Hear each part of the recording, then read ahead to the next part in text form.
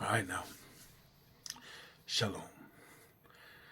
I want to share with you one of my favorite, one of my old poems from a couple years back. So, it's a little exhortation to the congregation. So, let's get it. We are Christians. We are not perfect people. Yet we are the ones that love to blame. We are the ones that love to hate.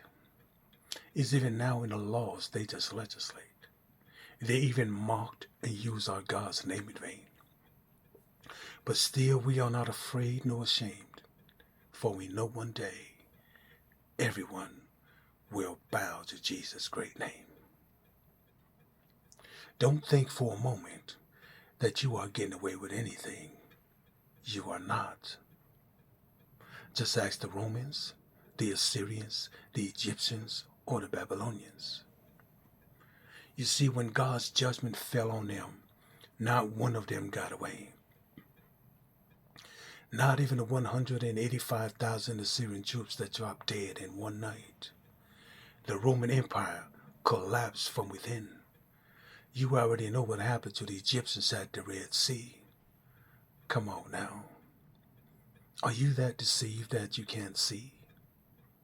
Nebuchadnezzar ate grass like a cow. Oh. Until 7 years passed, when he got tired of eating grass, he lifted his eyes to the heavens and acknowledged that the God of Israel rules the earth and the heavens. So, just as Israel will forever be the apple of God's eye, so is the real church of Jesus Christ of Nazareth, is the bride of Christ. And when you mess with God's people, Jesus Christ takes it very personal. You don't believe me? Then read about Saul before he became the great Apostle Paul. That on his way to destroy the church of Jesus Christ of Nazareth, Jesus Christ met him on the road to Damascus, lit him up with light so bright, put him on his behind, and made him blind for a time, then got him back on his feet and sent him on a mission with his great commission to declare and to proclaim his great salvation to the Gentile nations. But something happened along the way. The Gentile nations have lost their way. Now listen up and listen good, because it's about to get heavy, but really, really good.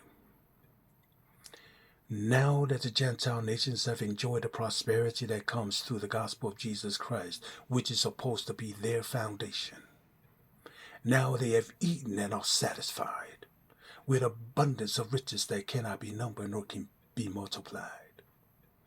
They no longer need God. You know, the same God who brought them from across the sea to this great land we call home of the brave and land of the free. But just before I conclude, I would like to share with you that in 1962, they even put God out of our schools. And you wondered why our children are acting like a bunch of idiotic fools by shooting and killing each other every year at their schools. I'm here to tell you that did not start nor begin until they removed the Bible and prayer out of our schools. Oh, and then we cried. We light candles and wail. We even put armed guards at the front rail. To what? To no avail. Why? Because even a dummy like me knows that anything and everything that is man-made will always subject to fail. But only the purpose of God and the will of God and the word of God shall forever stand and will always prevail. Bow in your face. You ought to be glad we're still under the dispensation of grace, because once it's lifted and the church is harpazo, God's attention will turn back to Israel as a nation, while the Gentile nations will face some horrible, horrible, horrible nightmares of a situation. like going through the 7-year great tribulation, facing the abominations that causes desolation. You don't believe me? Read the book of Daniel or the book of Revelation. But here's my exhortation to the congregation. Persecutions is here in the form of government laws. Even worse than that will come from your own family members or in-laws. Till something goes wrong in their life and they need a prayer, you'll be the first one they call.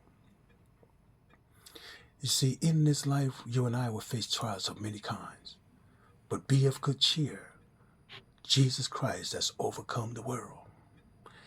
In other words, no matter what hell you and I may go through in this life, know this for certain. This is the only hell you and I will ever know.